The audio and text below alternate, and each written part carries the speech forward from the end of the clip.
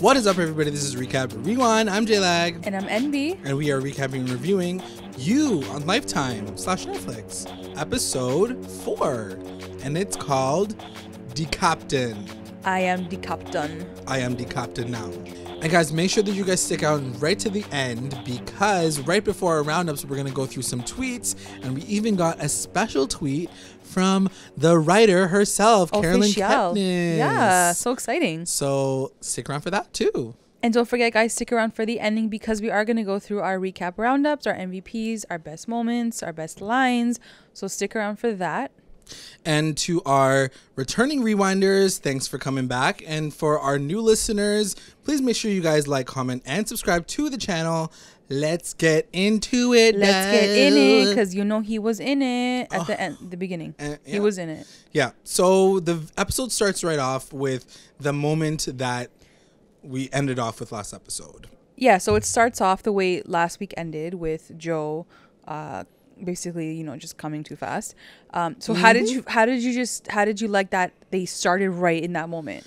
I mean, I think because it ended off so abruptly, no pun intended. Yeah. Last episode, I was like, oh no. Because I was kind of like, as it was going through like previous on, I was like, I really hope they just start where they left off, because I really want to see that not the ending, but the aftermath of that. Because basically, I think in the book it ends and like they like ghost each other essentially. Yeah. So I was glad that they stayed there, and I was really interested in how they put this all together. Yeah. So basically, like, it happens, and then he rolls over, and she's like, "That's it," and like he doesn't even answer, I don't think. Right. And then it jumps right into her perspective, sort of like a brand new perspective. Her voiceover. What did you think about that? You know what? I was a little shocked by it, just because in the book, it's obviously never her perspective. Yeah. It's always Joe's perspective.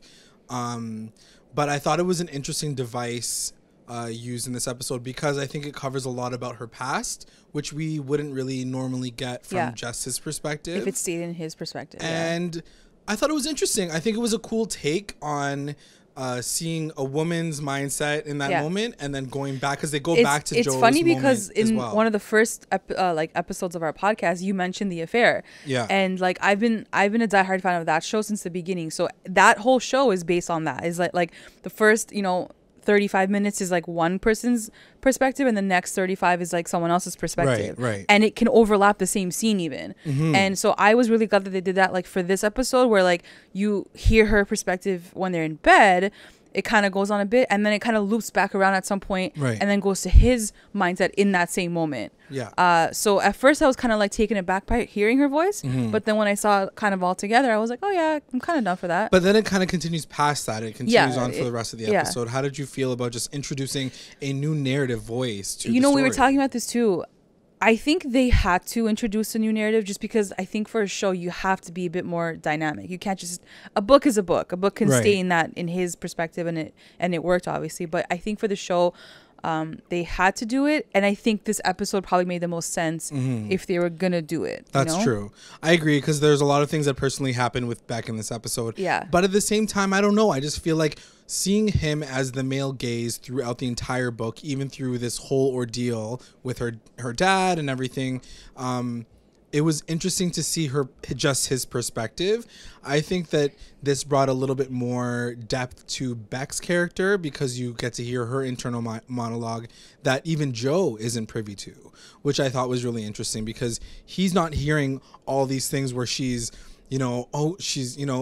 even in that moment when he comes too fast or whatever, she's like, oh God, what do I do now? Like, she's not like, oh, gross. Yeah, she was trying to kind of salvage the moment too. Which is essentially what his perspective was. He was like, oh, she's probably texting someone being I was the worst sex ever. Yeah. So it was really interesting to see how they made her out to be a woman who was a bit more forgiving. She was way more forgiving than, and it's interesting, because last week I jumped onto the You Lifetime Reddit page, right? And people were literally talking about that last two seconds, and how you know, back, like, who's to blame in that moment. Like, I felt like people were like, I feel so bad for Joe. And, you know, it was really interesting to see people's perspectives outside of the show, because really this is about relationships. It's about sex. It's about love. It's about all that kind of stuff. So it was interesting to see how people took this as a very personal story for Joe and for Beck. Yeah, and you're gonna to see both perspectives, because like there were women on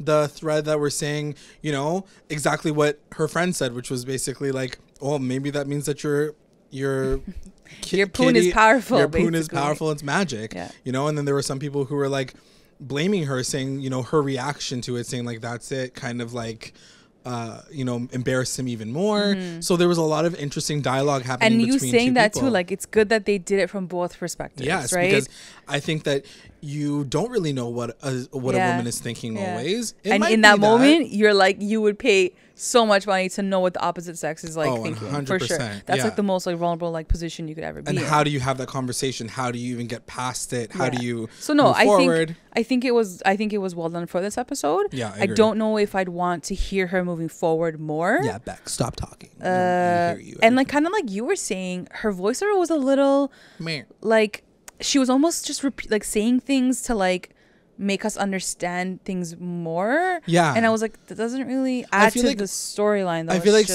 observing her from the outside, definitely you would have gotten that anyway. Because he does narrate that same storyline to us too. All the things that she says, like, oh, you're being stupid with your dad and all the things. He assumes those things of her. So maybe it was just taking that power, that personal story, back from Joe and giving it to Beck, which we did kind of talk offline about how this episode specifically is a little heavy in terms of the drama and the realness of it. You know, it's about a girl who is essentially abandoned by her father and, you know, has to live this second life, and how she feels a lot of conflicting feelings for her dad and her dad's new life. So I think that telling that story from that person's perspective was definitely a powerful move for the show to do. Agreed. But if we're talking about the show in its entirety as like a full season, like beginning to end, and even the book, does it make sense for someone else to be telling a story when it is Joe's story? From beginning to end, it was Joe's story, You're right, absolutely. But I think that just adding this in, and I would love that's to what I mean. I feel like for TV, they had to do this. Yeah. But also not even just for TV, but just for storytelling. You know what I mean? Like, but in the book, they didn't need it. They didn't need it. And it's Joe's story from beginning to end. But they gave it a little bit. There would be no one else writing the story. Do you know what I'm trying to say? They do change a lot of things in this episode, but we'll get into that a little bit later. Anyway, so like I said, she does kind of feel like an idiot. So we're going back to her perspective in the very beginning of the episode. She has to text somebody, and because he has a double of her phone, he sees the captain pop up.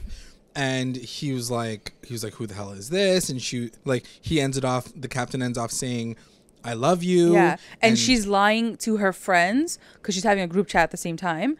Right? No, that happens a little bit later. That was after? But okay. Yeah, so she's he's confused. She's hiding the captain from her regular life too, is what he kind of like deduces too. He's like, why? Who is this random person? Yeah, sending her money and we're going to meet up here. So it's like this a secret weekend. life and a secret life kind of. So he's thinking like it's some like next guy. Like even reading the book, I was like, who the F is the captain? Like we never even hear about him the entire time. So in that moment, Joe says, I'm going to leave now. Because he's reading these messages, he's getting a little cheese. He got cheese. And then she's in the bathroom still, texting her dad. And he's like, I gotta go. He leaves. And then as she's leaving the bathroom, she's like, wow, I'm such an idiot. Like he was probably so upset. So upset that he left. And then it cuts to the next day, and she is getting an outfit. She gets an outfit from like some next level lingerie like some racy place. Like old place. Yeah, it's like a bustier essentially, and so she's pulling that out on the bed, and all these like visuals you see. So it would be really interesting as a TV watcher what you guys thought in this moment. I would love to know if you guys can like tweet us or leave a comment below. What was your guys' inkling in this moment? Did you think it was another guy, or did you like kind of have an inkling as to who it was? I mean, they lead you to the last second. They lead you to believe that it's a guy. Yes. I don't think you would ever, and I'm very curious. Yeah. You're right. I would love to know. I don't think anyone would have guessed that it was going to be her dad. Yeah. Yeah, me neither. Because they really take you down that path, like. And they do preface it a lot. I mean, I think if you rewatch it again, like even her going to a racy store. Yeah. Like, girl, you could have gone to like a Value Village and like gotten like a Halloween costume. Like she went to like a racy, sexy like 1900s like costume store. Yeah. So then you're like, oh, like they're going to dress up. Some like, sexy stuff. Like they led you there for sure. Yeah. Even in the book, it makes it seem like it's very much like some guy. Like sexy times. And I'm like, oh, okay. So while this is all happening, she's getting the outfit and she's texting her girls. So this is the group chat, and she was like, it was like 8 seconds. 8 seconds. And you also have to remember that he's going to be reading these messages as well. So it's like, oh God. So obviously the girls are like, dick pic? Yeah, like Lynn was jokes. Lynn was on fire. She was like, how big? She's like, I love her. She like sent a carrot emoji, and then she sent like an eggplant emoji. She and then was the hot dog with a bun. She's like hot dog with a bun with the bun. With the bun, like mushroom top, like whatever. Like it was funny. It was funny. And yeah, so I think the final question that happens, because she's feeling awkward. You can hear it in her inner monologue. She's saying it too. She's like, why are you constantly asking for like she's like, oh, why do I have to go through this like, right why are you now? telling them? She's asking herself, right? Right.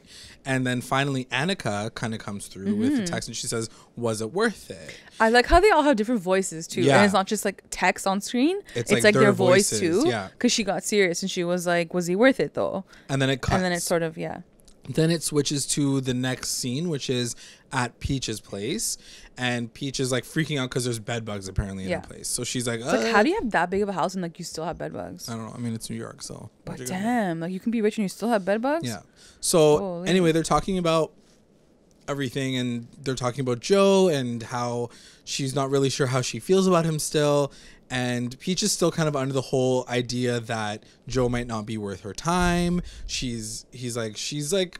Well, because she's saying she's like Benji, like came too fast too. But like Peach is like, yeah, but Benji was Benji. Like he was rich. This guy's like a bookstore clerk. Like who the F cares about him? And also, like, leave him. In this moment, you also have to remember that nobody knows that Benji's dead. Right. So, because she does say, Beck says, Benji's dead to me. Yeah. So you're like, oh, true. She doesn't even know that she's dead. Yeah. So yeah, you just have to keep that in mind as well.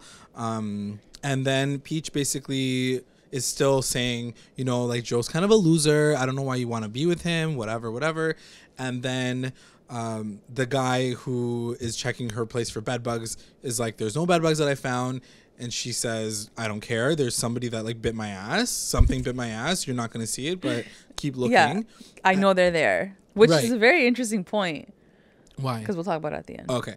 But the thing that was really interesting too was how I think it's gleaned a little bit more in the book, but it just goes to show again how reliant Peach is on Beck for her to say like all these things. And I think it's also showing that Beck books her craziness sometimes too, because she was probably like, oh, she's probably crazy. She's lying, you know? Like when this guy comes in and is like, yo, there's no bed bugs. Yeah. You know, like Beck is probably in that moment being like, you're so needy. Yeah. Like, why do you want me here right now? So it's just another one of those moments. It's the same thing with the whole stomachache issue that happened last episode. So then she says, whatever, I'm gonna book a hotel. You can come stay with me. Come stay with me. Then Beck says, sorry, I can't. I'm gonna be on a writer's retreat. And she says it even in her inner monologue, like, Peach knows that you're lying.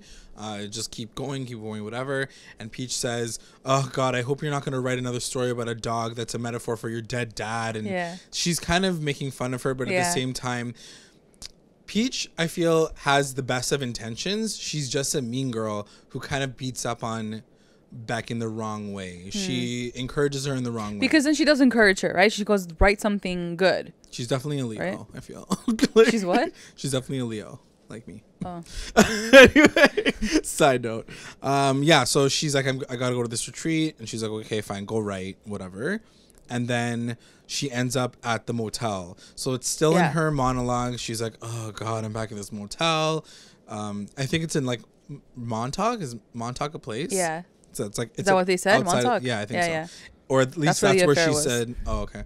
That's where she said the whole motel was? Motel, or at least the writer's retreat was. And so she ends up in this motel in the middle of nowhere. And she starts like, she's about to like masturbate. So random. And that was one of the moments where she was like, you know how this stuff turns you on, Beck. Like motels like turn you on. Like why are you saying that? Like what an and it was so extra. It was so extra. Because I think in the book he's saying it. So for her to say it, it's weird. Yeah, it felt very random. Like as a scene, it felt really weird. So anyway, she's because then like 2 seconds later, like he shows up. He shows up, and then he comes out of the car, and it's an older man. And even to that last second, she goes, "Oh," she's like, "He looks like he looks muscly, like muscular." I was like, "Okay, girl, I know it's your dad, so like, don't try to like lie." Like they really tried to make they really you tried think to push it like was the daddy issue situation, or that it was some guy that she was fucking. Which I guess at that point in time, I was like, "Oh yeah, she's got daddy issues. Like she's with an older." Oh, you man. Forgot about that? Like a sugar daddy moment. Yeah. You know what I mean? Because he's wiring her money. Yeah. He's like, come but to this you knew hotel. It was her dad. I knew that it was her dad. Yeah. But like, I'm just saying, as the viewer, like, did you think it was like some next level guy? Of course. But that's what I mean. They make you think that. They push it. And I thought his name's like the captain. You're like, he's like paying her basically. Right. And she like is not loving it anymore. Whatever.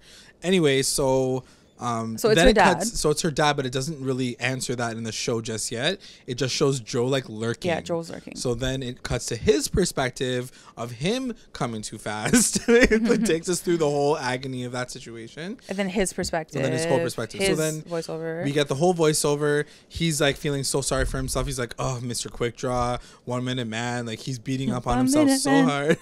And while she goes to the bathroom in that moment, he checks her phone, obviously. And like I legitimately like felt bad for him in this moment. Like I really did. I mean, who wouldn't? Like I was surprised that I did because he's a psychopath. Right. But I don't know. I guess at the end of the day, you're gonna feel bad in that moment because of the fact that he, he's like, and then he's reading the messages too. Like he's reading the messages. So he's while she's in the washroom texting her dad / the captain. He's like, "Who's the captain?" He's getting really cheesy and really pissed about it because then they ended off with "love you," and that's when he's like, "I'm leaving." Like, I'm pissed. And he was like, "You didn't even tell Benji that you loved him, and look what happened to Benji." Yeah. So he's like, "I gotta get rid of this guy too now. I'm gonna go find him."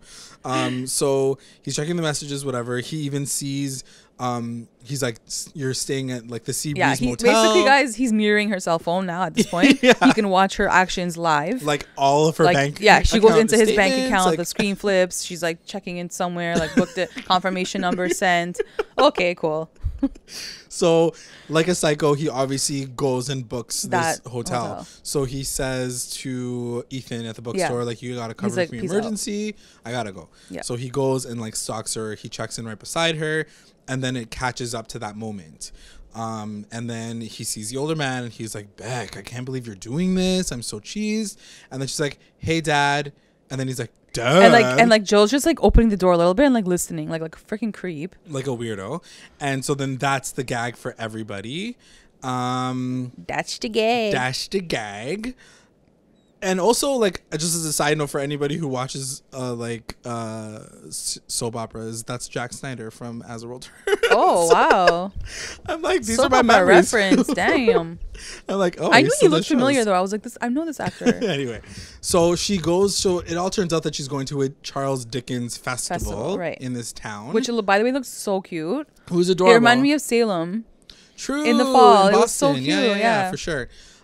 So she has to. That's why she's dressing up in this like random corset in her, or like whatever. her sexy like fucking. Like, but it's kind of it is kind of weird when he says it out loud because he books it. The dad is like, how she's dressed. That a little racy. Oh yeah. Like she's like, "Yeah, but I'm racy." But I'm like, "But why are you racy? Just like if you hate your dad so much, why?" And they had to lead everyone on, don't you know?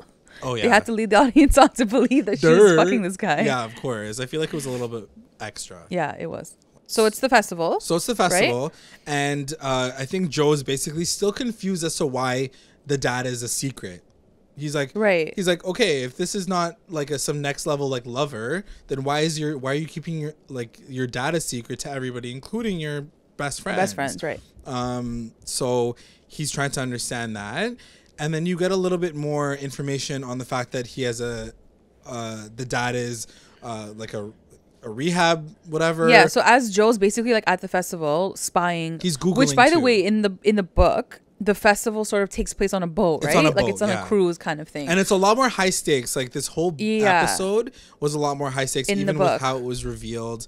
I remember reading it and I was like, oh my god, she's gonna find him. Yeah. And then like when the episode played out, I was like, oh, like everything's so chill. Like he's a lot more stealth. I think he even puts on like a mustache. Like I think he wears like a better disguise than just like a hat walking around and with collar a hat. up that you look like a stalker. Like you look so basically like and we know this too. Like my main question is like he can't get too close.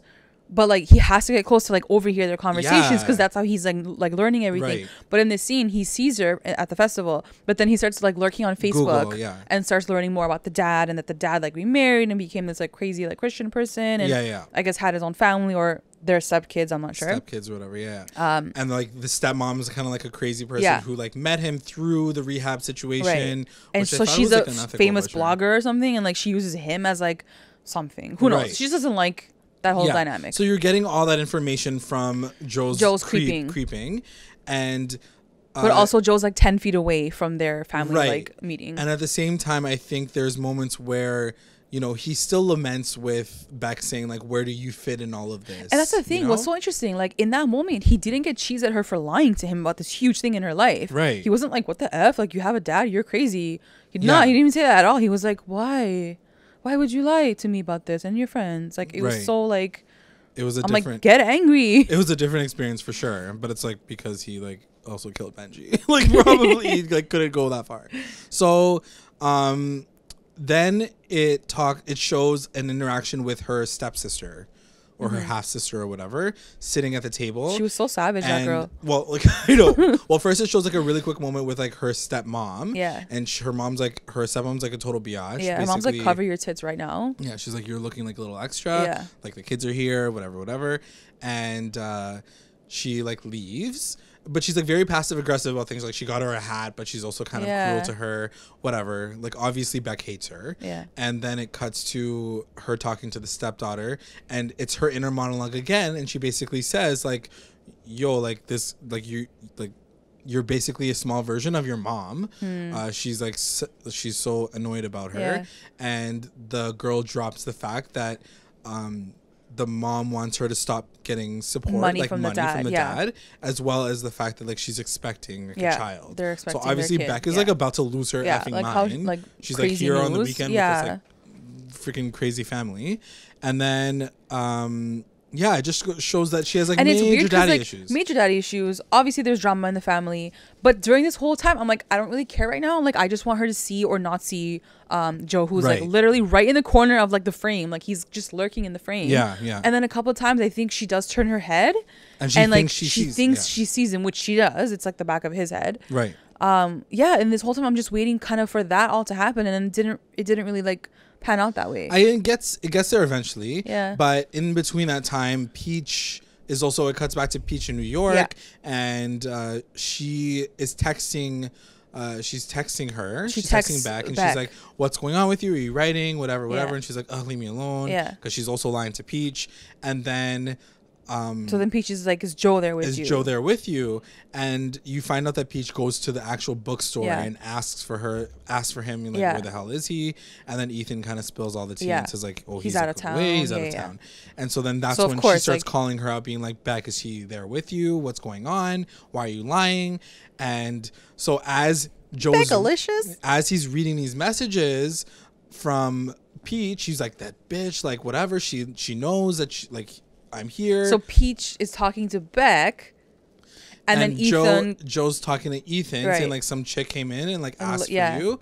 I'm sorry about that, whatever. And he was like, oh shit, like she's gonna come for me. She's gonna look for me. And then he's like, do I run? And like I said, in the book, he literally like. But he can't run because they're on a boat, and I think that's why the stakes were higher in the book, because there's nowhere else to move. Like he literally like on the boat, he can't hide. Yeah. He can hide, but like he can't run. And so in this moment, him asking like, should I just run? Yeah, bitch, you should just run. Go. You can run. Like she's not going to see you. There's an open street. So it was really interesting to see where they took the story, because it obviously means that they're just accelerating everything that happens in the book into this episode. Moment, So what did you think of it? Were you okay with it? I mean, in the end, I was like, it's okay. Like I think if they're trying to like speed things up, I'm down for that. Like I get it that they can't, drag everything out. But I also think like him asking that question, like, should I run? Yeah, you should run. Like, what are you doing here? Yeah, yeah. And like I said, like you have the option to run, whereas Why in the book wouldn't you? they were all trapped together on this boat moving, Right. so like they couldn't get away. And I think like even in the book, it's like super high stakes. Like he's even just the boat about to get arrives, off the boat. yeah, like the boat comes back and he like sneaks out like in front of everyone else or whatever. And then as like he turns his head, she like meets eyes with Yeah. him in the crowd. yeah. Which is Like it was really "What?" intense in the book. I don't know. It just didn't feel like that at all. I remember when I saw the previews for it, I'm like, oh, I even messaged NBA. I was like, yo, they're gonna do the episode. It's gonna be crazy. Yeah. But the way that it all kind of played out was like so chill. not as like woo. So then basically what happens? He ends that phone call and then they like run into each other, or she sees him.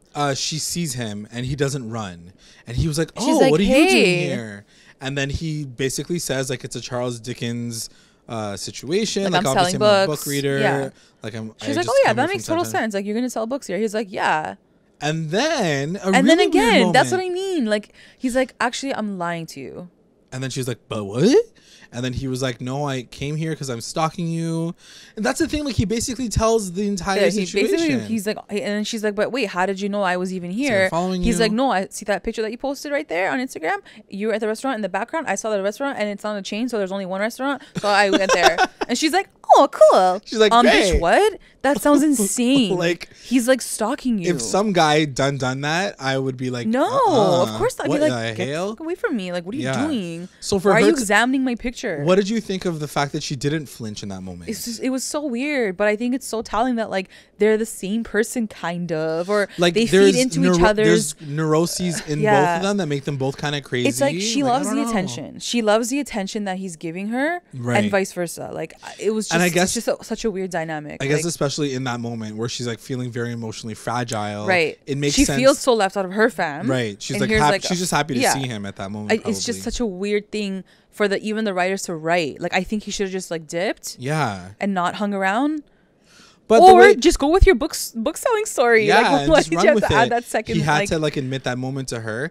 I don't know what it was and like what the reasoning behind that decision was. Maybe it's just more of him wanting to be real and like be his authentic self. Even though he's lying about that too. Yeah, I don't know. So it was I guess maybe his guilt got to him. Yeah. I have no idea. Because anyway, so he says that and she was like, oh, okay, interesting. She kind of just moves on from the conversation and the dad walks in with the family at that point.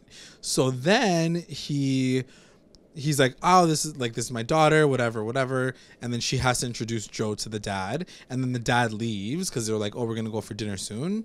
We're just going to get ready. And then she has to explain to Joe that she's like, oh, by the way, my dad isn't dead. Right. Based on what you thought. BT dubs. And so in that particular sense, it kind of levels the playing field out a bit more because then Joe can say, I lied to you, but you lied to me. So we're kind of even, which is probably why she reacted the way she reacted. Because she's not worried at that moment about why Joe he's being there. It's more about she's worried that she lied about her dad. Yeah, 100% for sure. So it's like kind of even in that sense. If that's the case, Joe played that really, really smart. Like he was thinking like 25 steps ahead. He's assuming that that's how she's going to react to the whole situation, which is really crazy because he's a psycho. And anyway, he says, we're going to have dinner together. You should come. Yeah. And then Joe's like, okay, I guess I'm going to come. You know, this whole scene just like creeped me out because it's so easy to act normal. Like, this guy's a psychopath and he's acting so chill. Is that cool? His dad was like, yo, what a sick guy, like cool guy. It's like, yo, people are crazy. It really makes you question like who you know and how they know like, you. I was very scared because I'm like, from the outside, he looks totally normal. Yeah. Like totally normal. Like the dad's talking to him, like everything's totally fine. Everybody acts the same. Everybody's like, he's like, so chill. This guy legit killed someone. Like what the hell? And I think it's just ironic the way that he's like, oh, you're lying to me. But like, bro, you're lying about everything. Yeah. Like, fuck. So anyway, there's a dinner with the family and this like restaurant and they're just talking and you can tell that Beck is essentially getting pissed as the dinner goes on. She wants to talk about her old dad, like all the old memories that she's had with her dad. She tries to connect with him. The dad doesn't want to talk about those memories of the past. He was like high probably and he was like, yeah, so he was a drug addict, so he just doesn't really want to talk about that. And so she's trying to connect with him and the wife is getting annoyed and cheesed about everything. And so then it kind of ends up in this blow up it just moment blows where up. she says he doesn't want to talk about this. Like the wife is saying he doesn't want to talk about this. And Beck basically says like, go F yourself. You're not the one who saved him. I had to deal with all of his ish when he was like a drug addict and stuff. So you go screw yourself. Yeah. And then everyone's like, calm down, you psycho. And like Joe's like, like so he's awkward. not able to like do anything in that moment. And then Beck leaves. She's like, congratulations on being pregnant. Yeah. You can go fuck yourself. You can go fuck yourself. You can go fuck yourself. Shut up, you little girl. Like she like just like kills everybody. Yeah. And then she leaves. And then Joe comes outside. She's like sitting on like a little veranda or whatever. And he's super like, emo. Like she's like totally super like emo. down. She's sad, which is fair enough. He comes. And then he's like, do you want me to kill him? Like just to kind of cut the tension.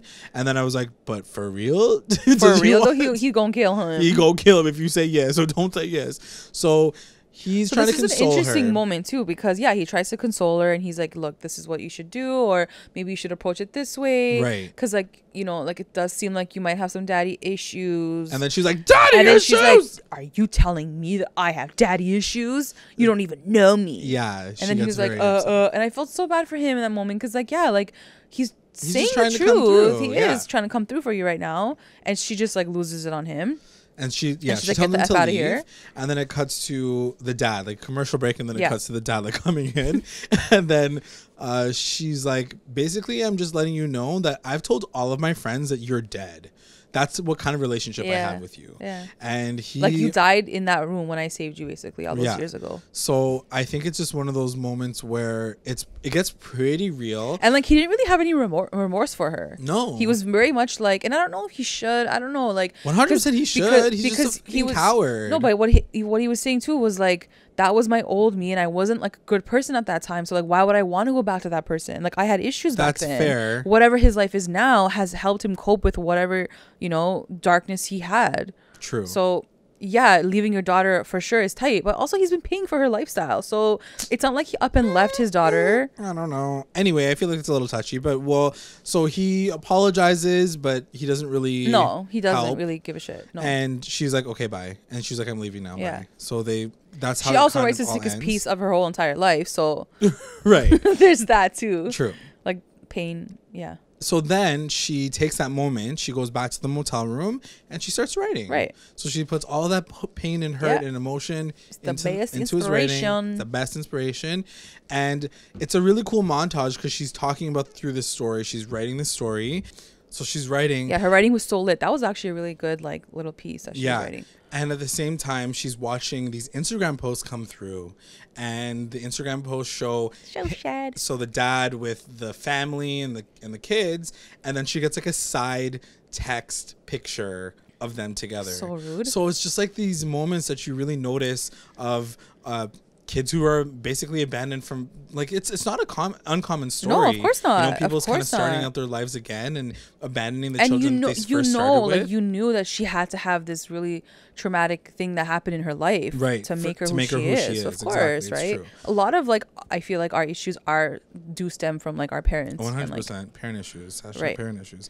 So the one thing that she can kind of take away from this is Blythe reads the story. Yeah, and she was lit on it. And Blythe's like, I'm so lit on this fucking story. The story was so lit. I love it so much. Was it called The Red Ladle? Is that what she titled I don't it? remember what it was called. Because she was like, that red ladle was sick. I think that's what she said. She didn't say it like that. Like, Blythe is such a loser, but we're making her sound so cool.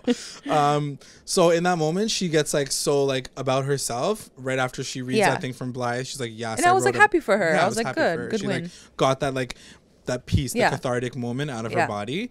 And then she shows up at Joe's place.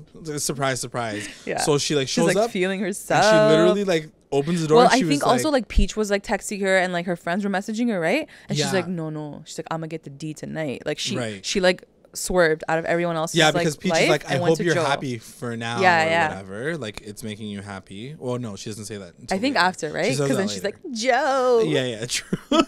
Joe though. so she does say he opens up the door and she says, like, they say girls with daddy issues are really good and bad, and then just starts making honestly, out with her. This guy doesn't. He probably didn't hear a thing because he has her underwear on his bed, her phone on his bed. Like there's like a he book has like on the everything side, there's a out bra on the side, because like, she doesn't technically know his address, so like he wasn't expecting it to be her. Yeah, but also like, she's like, Joe, why don't you put that ish away? Like, yeah, like it's just lying around. Honestly, like what are you sniffing that shit sniff? Yeah, he probably is. Well, he probably is. Yeah. It's true. Dirt. So she's like, we're gonna book. So as he's doing that, he's trying to distract, like turn her head. Dumbest thing like, ever. He like puts her on the couch, but like takes the book away at the same time. Like, yeah, man, get out of here. Throws her on the bed and then puts his cell phone behind the bed. Like he like throws her on the floor, and then puts the bra away underneath the floor. Like yo, you're so swift. And like, she's just so enraptured in your kissing. She's like giggling, and she's like yes. Yeah, her giggling was so extra. She was so giggling was so weird. So then whatever, they bone and like she's happy. Like she's like, this was the good sex. Yeah. That was the bomb D that she was waiting for the whole time. And Ethan, she's like, Jodo. Jodo. So he finds out, he's like, so how did you find me? And she's like, well, Ethan gave me your address. True. And I think in the book he pipes in and says like, oh, Ethan, like, why did you give it away? But like also I'm like thanking you like deep down. Yeah. Because like I got it in. And then she essentially apologizes to Joe, saying, I'm sorry, everything that you said was true. I just wanted to like have a moment. Yeah. And you know, like you're like real to me. Or and now whatever. she's like thinking clearly because she's like, yeah. She just done stuff with him. So yeah, it was really interesting to see not as much internal conversation from Joe this episode. Yeah. Did you notice that? Like, there's a lot less of it. And I guess I think also because she's really like keeping him on his toes at this point. Like, so I think when that happens, there's no second for him to think because everything is happening really quickly. That's true. And also he had to like legit put all the evidence away. Like, right. But what I'm saying too is in the book, there's a lot of him kind of thinking through these moments, and it wasn't. You don't really need that though. I don't think I needed it. I guess you don't need it, but at the same time, I feel like you see so much of it. It's so prevalent in the other episodes. This episode, it was a little bit more stripped away than I would have wanted it to. So that was just my thing. But I think what's happening is the fact that she is, coming into his life more. Mm-hmm. It's like those thoughts are disappearing because there is no time to even think of those things too. And he's not as concerned about them. Exactly, because he's like literally screwing her. So like, he's what feeling is he even secure. Thinking about? He's like, yes, I love you. Yeah. Like his thoughts are the same thing that like what he's doing in real life. And she's like all up in his space. You know what I mean? Like she's. They have a really funny moment where he wakes up to her drinking coffee, and she was like, what are you doing here? Like, how did you find me? And he was like, oh, you're a stalker. And she's like, yeah, I'm a stalker. She's like, yeah, anyway. Stupid giggling. So then it ends off with her messaging all the girls being like, yes, Jodo, with like the gifs of like all like the the GIF orgasm killed me. GIFs. The GIF so killed me. I was like, yes, I love these. And then the last person, like everyone's so lit for her, like Lynn's so lit, like everyone Annika's was lit. like, yo, she got it. And then Peach is like, enjoy it while it lasts. Yeah. And then it's like a close-up shot of her like moving out of her apartment or something. The biggest eye roll of life. And it's such a weird ending, and like it shows like these shots of the city, and I'm like, is it gonna end off with XOXO Gossip Girl? Like, I seriously thought it was gonna end off as a Gossip Girl episode. So anyway, that'd be amazing. It shows Peach. She sends her a text being like, look what the guy found in my bed, and it's like it was a roach. It wasn't a roach. It was an actual bed bug. Yeah, in a plastic bag. It's so gross. And so that's what I mean. Like she was right about that. So she was right like, in that her moment. instincts is very spot on. She's pretty like. Yeah. So I think that while she's having this conversation, Joe's having this monologue saying, I'm so glad that your girls are like lit for me, except for the one that I kind of need the best approval from. Because she was like, oh, like Peach is like really hard to approve. So he decides the best idea is to return the freaking book that he stole. Yeah. So he decides to go all the way back, break into her freaking apartment, put the book exactly where it was before, and then assume that she's not going to think anything of it. So the whole episode ends with Peach pulling the book up, being like, oh, it's here now? Yeah. And then he's like downstairs being like, no worries, I got you, girl. Like, it was so weird. It was so weird. And so the one thing that you have to remember, I I'm 95% sure that this book stealing situation was not in the book.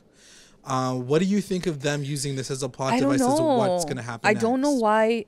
And I have an idea. I really want it confirmed. I have an idea of why they're doing it this way.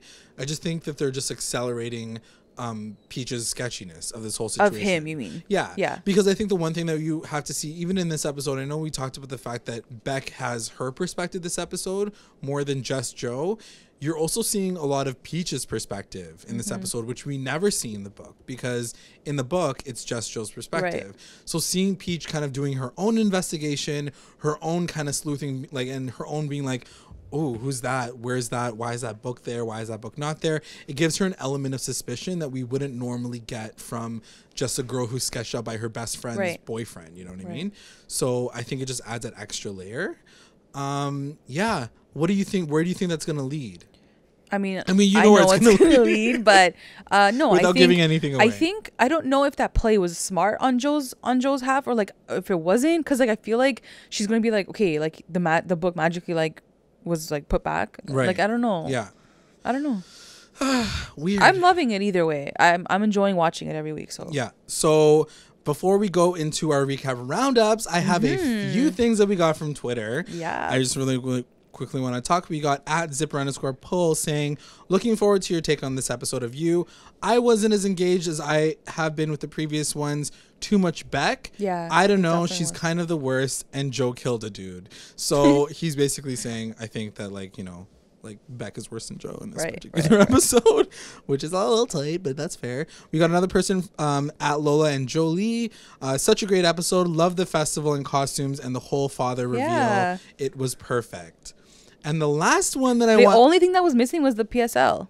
Oh yeah, pumpkins. That's it. And a picture with pumpkins. Yeah, essentially. The last one that I want to mention is from the author herself. We tweeted out to her to ask what she thought of the episode and the changes in the episode. Because it was from Beck's perspective. Yeah, we tweeted asking, what are your thoughts on the introduction of Beck's internal monologue? We were intrigued.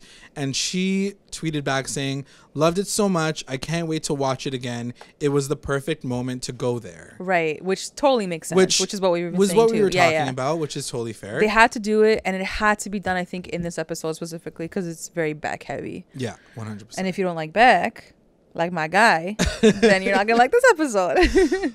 So yeah, as we mentioned before, make sure you guys comment, because we're always willing to hear your guys' perspectives, and then let everybody else know everybody's perspective. Yeah, because we're out here blasting out everybody. We out here. All right, let's get into our recap roundups. Recap roundups. Best moment. My best moment was Joe's redemption sex, because I just felt like I was like, yes, boy, get it, like you got your moment, like just do it right this time. I thought it was kind of comical that he was hiding everything. It's not believable at all, but it was kind of funny just watching it, be like, haha, they're trying to like cover up everything. I think they could have done it a bit, like, not that I didn't like it, but I felt like they could have, like, there was not really like sexy music, like you're right, like it was a little comical, like he was trying to put stuff away, like, boop, boop, boop, so like it wasn't really like that, it didn't have that like mood. Yeah, but what are you gonna do? The guy like made it up, so what are you gonna do? He came through, so literally. Yeah. What was your best moment? My best moment was, I think, the D emoji conversation that happens after the first time, because it was just so funny. And they did such a good job with like, I think it's very spot on, and like even the gif at the end, like I was just dead. The orgasm joke. I was just dead. Yeah, the combos are jokes. WTF moment. Was your WTF moment? My WTF moment was, I think like just Beck seeing him at the festival, and then like not really like sketching out at that. I was kind of like, girl, that's really weird though. Like I believed his first story, fine, he's selling books, still a coincidence, but whatever.